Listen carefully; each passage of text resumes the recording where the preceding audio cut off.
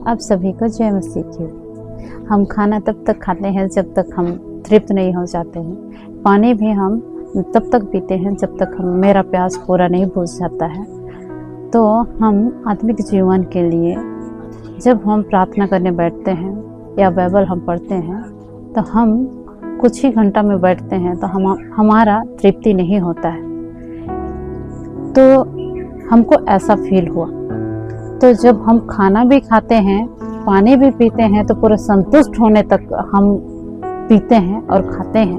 तो हमारा आत्मिक जीवन के लिए भी जब हम प्रभु के शरण में जाते हैं तो उसका जब तक हम पूरी तरह से आत्मा में हो करके भर करके पूरी तरह से एंजॉय में हो करके जब उसकी महिमा, जब उसकी उपस्थिति आती है तो हम पूरी तरह से जो है उसकी महिमा हम करने लगते हैं। तो ये कुछ ही पल का या कुछ ही मिनट का नहीं होता है, परंतु जब उसका उपस्थिति आता है तो आप घंटों उसकी उपस्थिति में हम लोग समय हम बिताते हैं। तो यही हम लोगों को चाहिए कि जब हम उसके शरण में जाएं तो पूरी तरह से तृप्त होकर के ही उठे, यानी खाली हाथ ना लौटें। जैसा कि हम खाना खाए तो आधा अधूरा खा के हम नहीं उठते हैं, तो तृप्त होकर के या तो पानी भी पीते हैं तो थोड़ा सा पिए और प्यास बुझ गया, ऐसा नहीं होता है। तो हमारा आत्मिक जीवन के लिए भी ऐसा ही भूख और प्यास होना चाहिए कि जब भी हम उसके शरण में जाएं तो प्रभु की उपस्थिति को महसूस करें, उसके आनंद को महसूस करें, और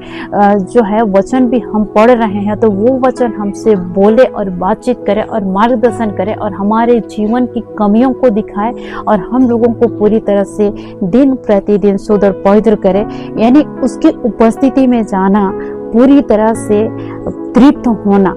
तो ये जरूरी है। तो इसलिए हमको ऐसा लगा कि जब भी मैं जाऊं तो पूरी तृप्त होकर के ही लौटूं, संतुष्ट होकर के ही लौटूं। और आज मैं मसीह यीशु में संतुष्ट हूं कि जो हमको परमेश्वर जो हमको मिला है, जो प्रभु को हम प्रार्थना करते हैं, जो प्रभु से हम प्रार्थना करते हैं, वो हमारा धन्य है, वो हमारा महान है, वो हमारा प्रेमी परमेश्वर है और वो हमारा हाथों को थामे रहता है।